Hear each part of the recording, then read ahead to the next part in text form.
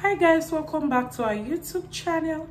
If it's your first time on this space, please like our videos, subscribe to our channel, and we'll be glad you did. Send us a comment, click our notification bell, get notified whenever we put up something new. Yes, for us on this channel, it is always something juicy. We're always kicking buckets and shaking tables, pouring water everywhere. So guys, welcome back. So today, I'm going to be talking about something very funny. I like to call it, say it as you want it.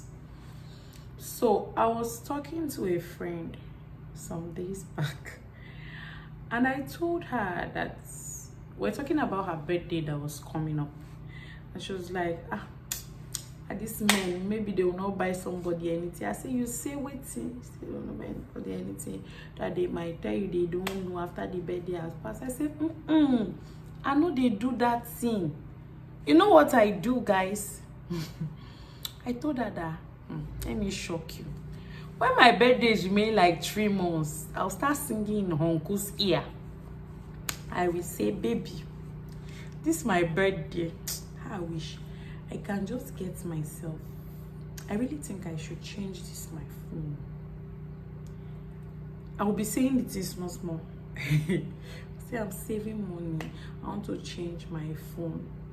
In fact, the funny thing, my birthday lasts 2 years. Last year birthday.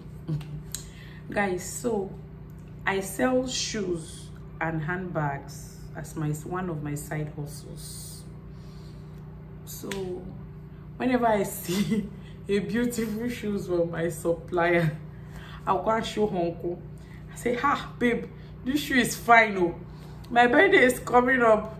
People should do my shopping or buy me my gift. Oh, he now say, which one are you singing gift to me? I say, baby, you buy the gift. Oh, then what you will do, if you want to surprise me, you and my sister can plan it, because then my sister was in the house. Plan it with my sister. She will know what I want. And then I went to my sister. I told my sister that, see, if my husband is asking you what you buy for me for my birthday, see, do style and order it from me, because it's me that will know the good quality.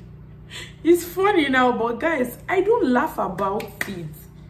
This brings me to say, in marriage, know your spouse. I know that I married someone that doesn't really care about gifts. Being romantic is not a big deal for him. Plus the fact that he's not a father of 3 kids, guys, it is not an easy thing. No? So we're just trying to, ensure that the love does not dwindle. And since I know that it's not his thing like that, I have to help him so that we can augment this marriage. Because remember, I told you, this marriage, we live here together. None of us will die. We live here. So what I'm trying to say is that I tell my husband what I want him to do for me. You can say it's a cake. You can say, oh, it takes the element of surprise. Sister, it's no element of surprise I will eat. Yes, it will still surprise me, because the gift you are buying for me, it is not just the gift that means to me, means something to me. It's the fact that you thought of me. And so, guys, I say it. I remember our last marriage anniversary. We were going to be 5 years in marriage last year, November. I just had my son, and I was in the bedroom one day. From my window, I think there's a club there or something. They were not playing this how will I forget this song now? They were playing this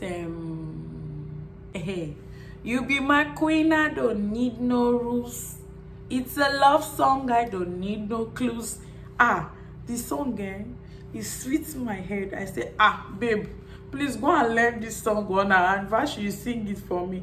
You're like, I say, learn this song, learn the lyrics on our anniversary, sing it to me. It's funny to you, but it's working for me. Try it. If it looks like your husband does not have a clue to surprise you, not every man will sit and read love books or sit and read relationship books. They might even go for relationship coaching and they might not practice it. You know your husband, you know your wife, you know how to communicate with them.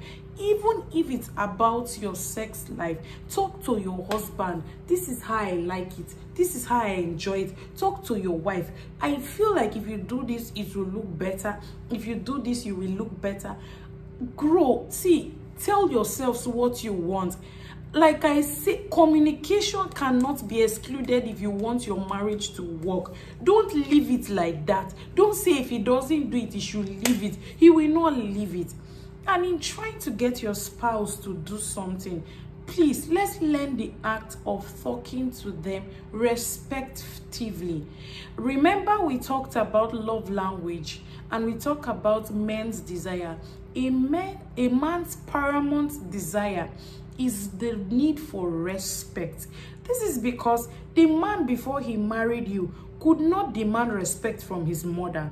He could not demand respect from his father. And worst case, if you married somebody that's like he's the last born in his family or he's a small boy in his family, like my husband is like, third to the last in his family, so he really did not have so many persons to demand respect from. So if you marry people like that, respect is very important. I remember the first time I married, well, at the hospital one time, and I was going to tell my husband to carry our daughter, and he didn't carry her. I was pissed because she was almost falling down. And I said, now guys, that was a very bad thing I did. It was a stupid word to say to my husband. And he just looked at me. My husband is not one that will just explode and talk when you offend him. And then he just looked at me. My number 6 just told me that, babe, you don't shit for church. He didn't even touch her again. He left her and he went. I had to go and do that thing by myself. So I learned, and I'm still learning and unlearning and relearning how to talk to my husband, how to accord him the respect that he is, because the Bible says he's my crown. So I'm supposed to learn that every day.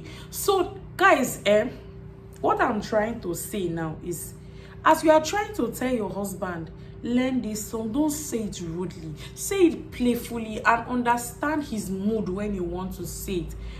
Now, I say this, I watched something 2 weeks ago. It was just a short clip teaching us about marriage, and I felt I must share it. It features Stan Nze, and in the play it showed that they woke up on their anniversary day and it was their culture, which I feel every one of us should adopt, to talk about things that have happened over the last year in their marriage that they feel they should work on, learn about, re-talk about. And when the woman was to go first, majorly it's us women that always want to talk about things. Men, if they want the marriage to work, they just see something and like, I beg, let me just leave it, let me just leave it. Well, for me, I really don't subscribe to the school of let me just leave it. Say it. Even us women, we want to hear where we've wronged. So now, you not saying what you want in marriage, it just makes the man feel like you are okay with what is happening. And if you must say it politely. Now, I bring us to this story because the lady was complaining about some things the man was doing carelessly. Now, she said he likes leaving his clothes on the couch. He likes to leave his shoes anywhere. He likes to pee. You know that if you're a woman and you have complained about this before, fingers in the air, me, my 2 fingers in the air, that your husband likes to pee and then the pee will be around the toilet seat. And you know, women, we sit down to do our thing. So when you are coming to do your thing, you will not see that pee. You will not be forced to flush it. Yes. But have you stopped to think that there's something naughty you do too that probably he's not so comfortable with, but he just feel, let me let it go. Remember that we all are humans.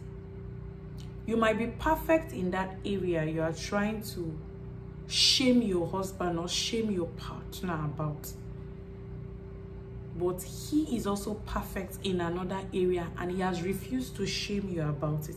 I'm talking to my gender most times, and even some men that nag about things. You say things like, hey, common food she cannot cook, common money she cannot make, but she's doing something right.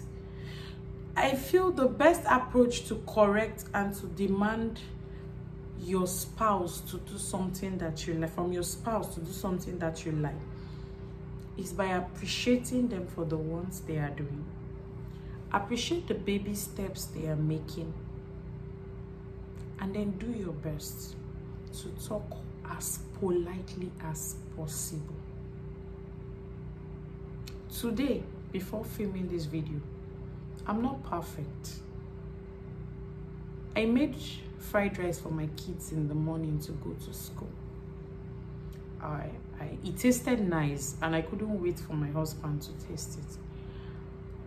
I waited in the morning and he said he was fasting, and I waited for him to come eat in the afternoon. And when he came, I was going to serve him excitedly, and he made tea for himself. I wasn't happy because it was like the second time he was doing the same thing. Now, I did something wrong. Despite the fact that I wasn't happy, I was already showing it on my face. And he said, oh, sorry, you know I like tea and I've not had tea today. That was enough to make me happy. But I decided to linger on it. And so he asked me, are you fine? I said, I'm fine. Are you fine? I said, I was fine. Are you fine? I said, I was fine. I wanted the thing to sink. But guys, in the end, what was the result? I got a man that walked back into his shell. Because I told him politely before that day, before today, that let's do our best. I talk a lot. I tell my husband a lot what I want in our marriage and what we should do for our marriage. I suggest a lot.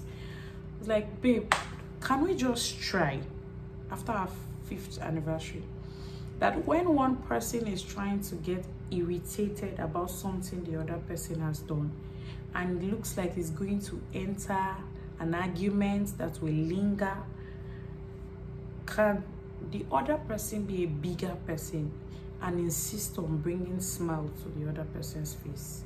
He said, oh, good. And so we've been doing that. Sometimes I tend to break